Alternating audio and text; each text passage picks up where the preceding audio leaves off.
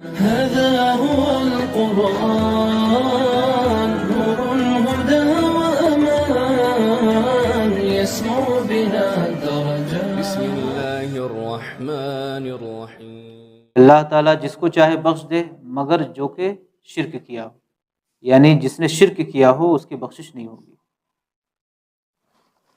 تو عبادت صرف اور صرف اللہ رب العزت کی ہے۔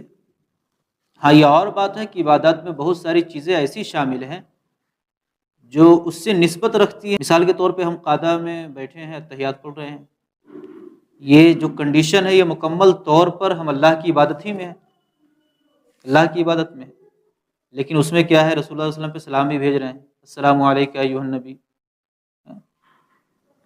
تو گویا کہ سلام بھیجنا بھی ایک طرح عبادت ہی میں شامل ہے، یعنی اللہ رب العزت سے رسول اللہ کو ایک خاص نسبت ہے اور ان پر درود بھیجنا بھی عبادت ہے۔ لیکن جہاں تک معبود بنا کر کسی کو عبادت کرنے کا یہ ہے، وہ صرف اور صرف اللہ رب العزت کے لیے۔ اس چیز کو بھی سمجھنے کی ضرورت ہے۔ ایاک نستعین، اور صرف تجھی سے استعانت چاہیں۔ هذا